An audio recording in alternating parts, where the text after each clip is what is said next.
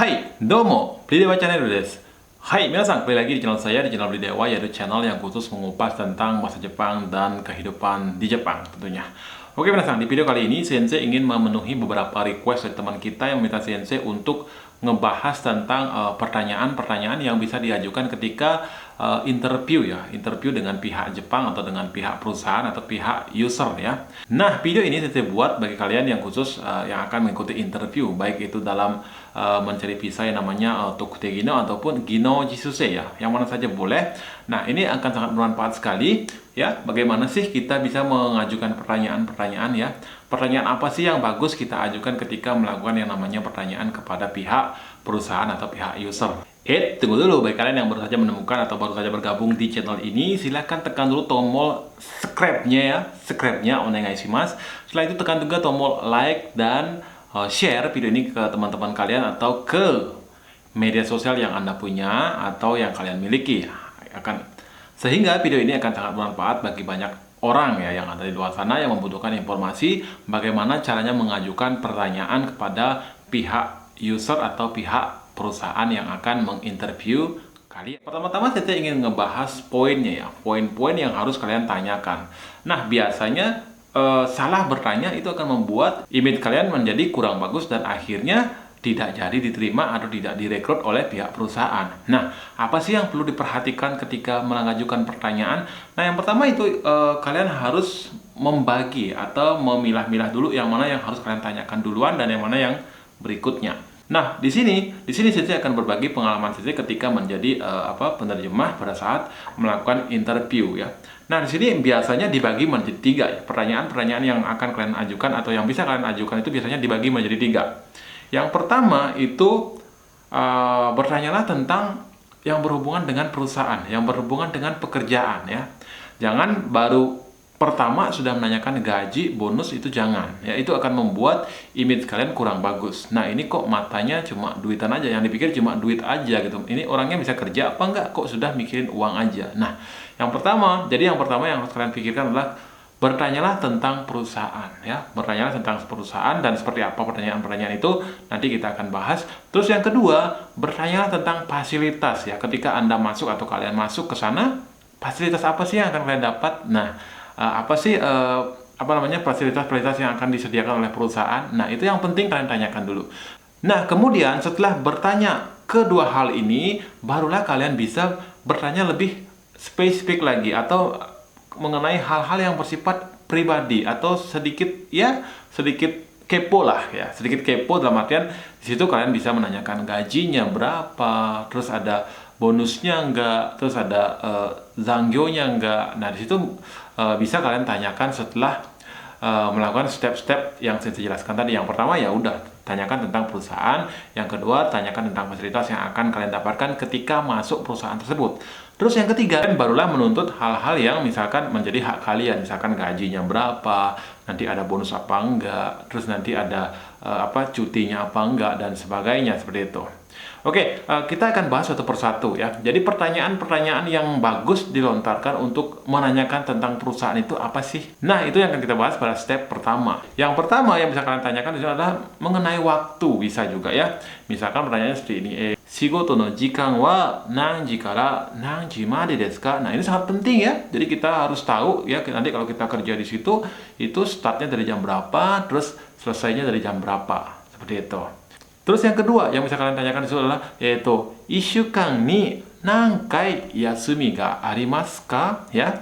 Ishukan ni nankai yasumi ga arimasu ka? Nah, di sini juga mengenai yasumi juga perlu ya, penting ya. Jadi kita bisa tahu dalam seminggu kita akan mendapatkan libur berapa kali. Nah, di situ akan membuka nanti apakah ada kemungkinan untuk lembur atau tidak, seperti itu. Jadi kita juga bisa menghitung nanti ya, menghitung. Oke. Kemudian kalian bisa menanyakan genzai sochira ni hoka no gaikokujin mo sayou shite imasu ka? Sayou shite imasu ka? Nah, di situ artinya adalah sekarang juga apakah di sana ada atau Anda apakah Anda mempekerjakan orang asing yang lain gitu, misalkan ada Vietnam, ada Thai dan sebagainya. Apakah ada pekerja asing lain selain saya nanti gitu loh. Nah, ini penting karena nanti kalau misalkan kalian kalau misalkan kalian diterima di situ dan nantinya akan di tempat tinggalkan bareng atau enggak, nah itu akan membuat menemukan banyak perbedaan ya. Di antaranya mungkin perbedaan antara budaya, kebiasaan dan sebagainya. Dan di sini biasanya ya kalau misalkan perusahaan Jepang itu sudah pernah menggunakan yang namanya gaikokujin atau orang asing, dia akan lebih memahami ya. Oh, orang asing itu perlunya seperti ini.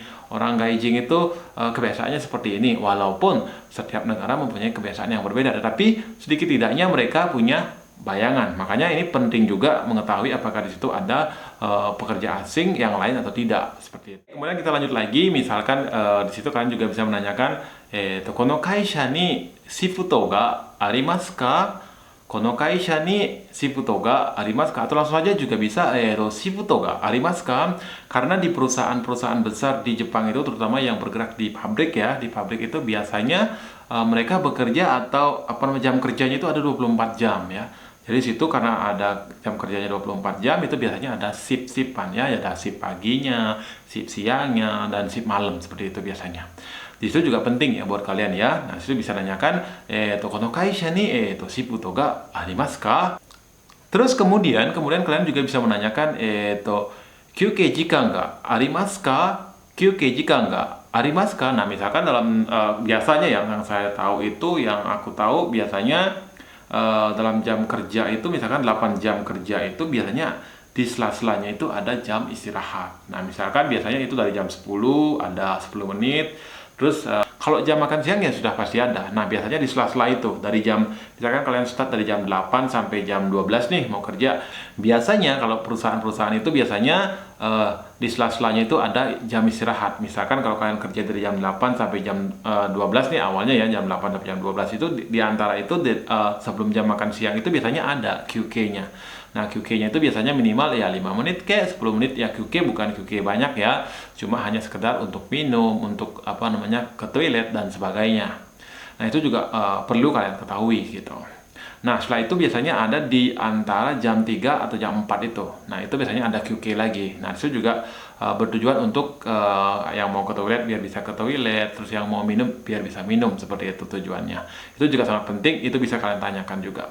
Nah, terus misalkan ya walaupun mungkin di kontrak juga tertulis ya. Jadi mengenai ini ya, mengenai kontrak kalian itu lamanya berapa sih, berapa lama sih, berapa tahun sih gitu. Misalkan itu biasanya juga tertulis sih ya, tertulis di kontraknya. Tetapi kalau kalian ingin tahu lebih lanjut lagi atau mendengar langsung dari usernya atau pihak perusahaan, ya bisa juga menanyakan hal ini lagi gitu. Misalkan seperti ini, keiyaku wa nangen ni narimasu ka? Keiyaku wa nangen ni narimasu ka? Jadi perjanjiannya, kontraknya itu berapa tahun gitu, menjadi berapa tahun atau berapa tahun, seperti itu juga bisa. Nah, kemudian ketika tentang keiyaku, tentang kontrak sudah dijawab, nah situ kalian juga bisa melontarkan lagi pertanyaan ya, pertanyaan misalkan seperti ini, keiyaku ga owattara enchou dekimasu ka? Atau keiyaku ga owattara enchou dekimasu ka? Nah, di situ juga ini juga akan memperlihatkan kelebihan kalian ya.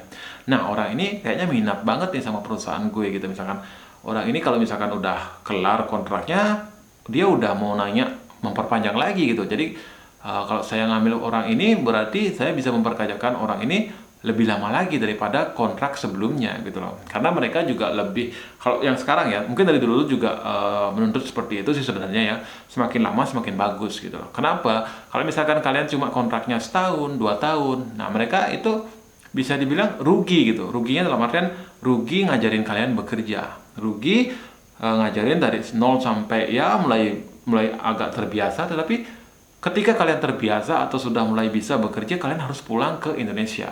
Nah, makanya mereka lebih cenderung atau lebih suka kepada orang-orang yang bisa tinggal atau bisa bekerja dengan waktu yang lama di Jepang. Seperti itu. Jadi itu akan membuat sebuah appeal yang bagus sekali ya, yang membuat kalian dilirik nanti untuk diterima gitu loh. Nah, kemudian atau yang terakhir itu ada zangyou ga arimasu ka? Zangyou ga arimasu ka? Nah, di sini juga kalian juga bisa menanyakan apakah di perusahaan tersebut ada zangyou atau lembur nanti ya. Tetapi perlu diingat saat kalian interview, kalian menanyakan tentang zangyou atau menuntut dengan adanya zangyou. Nah, kemudian ketika kalian sudah ke Jepang, kalian harus siap yang namanya dengan zanggyo. Kalau misalkan zanggyonya banyak, ya kalian harus siap yang namanya bekerja. Karena pengalaman sensei ketika menjadi penerjemah di situ, itu di awal mereka nuntut, zanggyo ada nggak? Banyak nggak zanggyonya? Awal nggak ada zanggyo, nggak seru. Nah, kemudian setelah dikasih zanggyo atau lembur banyak, mereka ngeluh malah. Aduh, lemburnya banyak banget sensei. Jadi nggak bisa ke pasar, nggak bisa jalan-jalan, dan sebagainya. Jangan sampai terjadi hal seperti itu. Kembali lagi, kalian ke Jepang buat ngapain? Buat jalan-jalan, atau buat nyari duit, atau buat nyari rezeki, buat istri, anak, keluarga kalian. Kembali lagi ke situ ya. Nah, itulah tadi beberapa pertanyaan di awal ya, yang bisa kalian ajukan kepada pihak Jepang atau pihak perusahaan atau pihak user ya. Nah, itu silahkan pilih salah satu atau pilih beberapa saja, jadi jangan semua juga, nanti biar nggak waktu interviewnya kalian habiskan sendiri ya, kalau misalkan interviewnya banyak gitu. Pilih aja salah satu yang misalkan benar-benar ingin kalian tanyakan, seperti itu. Nah, kemudian di step kedua, kalian bisa menanyakan fasilitas ya. Fasilitas apa sih yang akan diberikan oleh pihak perusahaan kepada saya ketika saya sudah masuk perusahaan tersebut. Nah, yang pertama itu ada apa to wa dou narimasu ka? Apa to wa dou narimasu ka? Jibun de haraimasu ka? Soretomo kaisa ga haratte kuremasu ka? Soretomo kaisa ga haratte kuremasu ka? Nah, ini sangat penting juga ya mengenai apartemen ya. Percuma juga gaji kalian besar, terus apartemen kalian harus bayar sendiri, karena apartemen itu sangat mahal ya, lumayan mahal ya. Apalagi nanti ada yang namanya atamaking ya. Atamaking itu bisa dibilang itu ketika kita masuk atau mau minjam yang namanya apartemen, itu kita wajib bayar dulu nih. Bayar dalam artian misalkan ancang-ancang kalau misalkan kalian kabur atau apa, atau melakukan kerusakan di situ, agar ada uang untuk perbaikan nanti. Nah, itu biasanya atamaking ini lumayan mahal. Biasanya itu dari 20 sampai 30, bahkan mungkin sekarang sudah sampai 35 mungkin ya. Nah, itu sangat gede banget. Kalau itu kita disuruh bayar sendiri ya lumayan gitu loh. Nah, makanya itu sangat perlu sekali. Dan untuk kedepannya per bulannya gimana gitu. Apakah akan dibayar perusahaan atau akan bayar sendiri, atau perusahaan akan memberikan sekian persen dan kalian harus membayar sekian persen. Nah, itu perlu ditanyakan juga sebelum berangkat ke Jepang ya. Oke, syukur-syukur kalau dibayarin ya sangat bersyukur kita ya, dan berterima kasih gitu loh. Terus yang kedua yang bisa kalian tanyakan adalah kotsu ni suite dou narimasu ka? Kotsu ni suite dou narimasu ka? Nah, kotsu ini bisa dibilang alat transportasi. Alat transportasi dalam artian lalu lintasnya. Jadi misalkan kalau misalkan kalian diterima di sini, misalkan jarak pabrik dengan tempat tinggal kalian itu berjauhan, bagaimana kalian akan menempuh jarak itu gitu. Apakah nanti akan berjalan kaki, atau akan mendapatkan yang namanya jitensha atau sepeda, ataukah nanti akan ada bis, ada densha dan sebagainya. Itu nanti tentang kotsunya gimana, tentang lalu lintasnya gimana gitu. Apakah nanti akan mendapatkan fasilitas dari perusahaan atau itu akan ditanggung sendiri. Itu juga sangat penting ya. Jadi kita bisa membayangkan gitu. Nanti juga bisa menjadi sebuah pertimbangan juga nih buat kita. Jadi nggak harus bos aja yang mempertimbangkan. Jadi nggak harus bos aja yang mempertimbangkan kita. Jadi kita juga bisa mempertimbangkan kalau misalkan dengan gaji sekian, dengan fasilitas yang kurang bagus, ya mungkin kalian juga bisa menolak dan berpikir gitu loh. Nah, kemudian ada pertanyaan juga, yaitu jitensha wa teikyo shite kuremasen ka? Jitensha wa teikyo shite kuremasen ka? Nah, sini juga misalkan kalian bisa menanyakan juga nanti kalau misalkan di situ apakah saya akan dapat sepeda, apakah saya akan difasilitasi sepeda atau apa. Karena ini juga sangat penting ya, apalagi kalau misalkan tinggalnya di pedesaan. Jadi untuk pergi ke supa, pergi ke tempat berbelanja itu biasanya agak jauh gitu loh. Makanya perlu yang namanya alat transportasi seperti yang namanya sepeda. Minimal itu ada sepeda ya, kalian bisa berbelanja dan sebagainya gitu. Nah, kemudian bagi teman-teman muslim ya, teman-teman muslim khususnya disitu bisa menanyakan apakah ada tempat beribadah ya. Rehaijo ga arimasu ka? Rehaijo ga arimasu ka?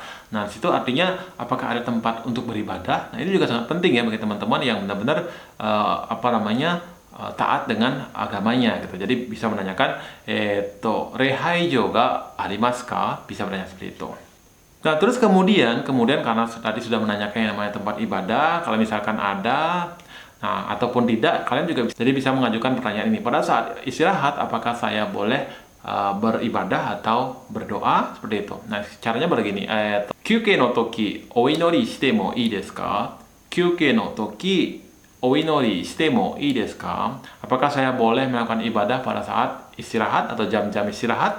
Nah, walaupun diizinkan nanti, itu juga kalian nggak bisa semena-mena. Karena itu udah jam sembahyang, jam beribadah, kalian pergi meninggalkan pekerjaan lalu beribadah. Nah, karena apa? Karena di situ juga kalian harus menyesuaikan diri ya. Jadi nggak bisa juga memaksakan kehendak gitu. Jadi menyesuaikan diri lah intinya ya. Karena sebelum berangkat ke Jepang juga kalian sudah dijelaskan ya. Jadi kalau misalkan bekerja di Jepang, biasanya jam-jam ibadahnya itu biasanya nggak bisa tepat gitu. Walaupun ada beberapa perusahaan juga yang memberikan kebijakan, jadi bisa melakukan ibadah secara tepat waktu. Nah, kalau seandainya tidak, kalian harus siap gitu loh.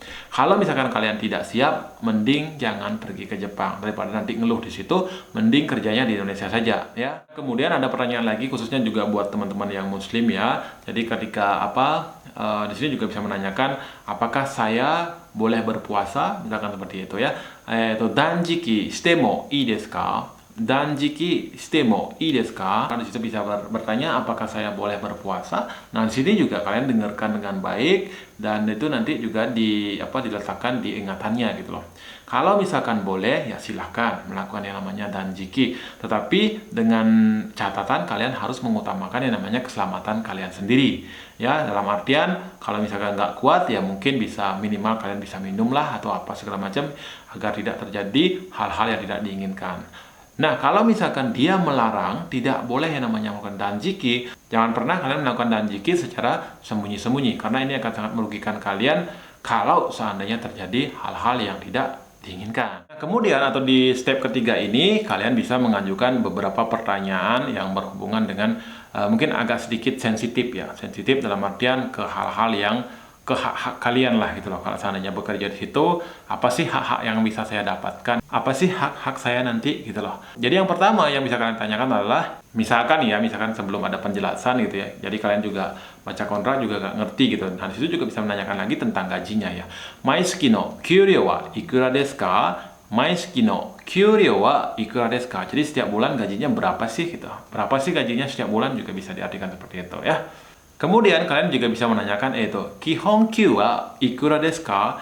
Kihon kyu wa ikura desu ka? Nah, Kihon kyu itu bisa diartikan gaji dasarnya berapa sih? Kalau misalkan nggak ada lembur atau nggak ada tunjangan-tunjangan yang lain gitu ya. Di situ ada namanya Kihon kyu. Kihon kyu wa ikura desu ka? Jadi gaji dasarnya berapa sih? Seperti itu. Nen ni nankai bonasu ga arimasu ka?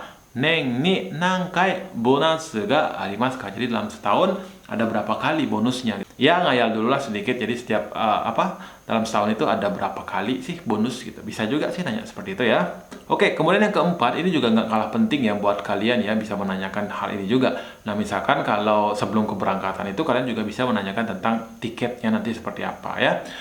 Caranya bertanya seperti ini. Hikoki dai wa dou nasaimasu ka?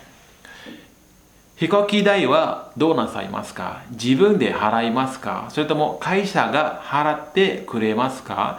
Nah, situ artinya bagaimana mengenai biaya tiketnya? Apakah akan bayar sendiri atau sebaliknya perusahaan akan membayarkan saya atau membelikan saya tiket? Nah, itu juga sangat penting sekali diketahui ya. Jadi dengan mengetahui segala hal itu, kita juga bisa mempersiapkan atau prepare diri kita sendiri. Berapa sih uang yang harus saya siapkan hingga saya sampai bisa terbang ke Jepang, seperti itu. Hai, oke, minasan, itulah tadi penjelasan sensei atau beberapa pertanyaan-pertanyaan yang bisa kalian lontarkan ketika ikut interview dengan pihak Jepang atau pihak perusahaan atau pihak user ya. Jadi pertama-tama ya berhati-hati juga bertanyanya ya, seperti yang saya jelaskan di awal itu, kalau bisa itu pakai step by step nanyanya, jangan langsung nanya tentang uang, tentang hak-hak kalian lah. Jadi yang pertama yang bisa kalian tanyakan, yang pertama adalah mengenai pekerjaan dulu, mengenai perusahaan dulu. Terus yang kedua itu ada fasilitas apa sih yang akan kalian dapat, apa sih yang disiapkan untuk kalian itu, karena ini juga penting ya. Terus yang ketiga barulah, atau yang terakhir barulah menanya tentang gaji lah, tentang apalah gitu, tentang hak-hak kalian yang akan kalian dapat di situ. Nah, seperti itu. Oke, minasan, mudah-mudahan video ini bermanfaat dan sampai ketemu di video berikutnya. Dan tetap semangat ketika interview, jangan grogi. Jadi ungkapkan saja apa yang harus diungkapkan, tetap pede saja. Kalau nggak gitu nanti grogi, apa yang harus disampaikan tidak tersampaikan, itu akan merugikan kalian sendiri. Jadi tetap semangat dan selalu pede dan semangat. Oke, minasan,じゃあまた、次のビデオですね。また会いましょう。では、今日はここまで終わります。では、またねー。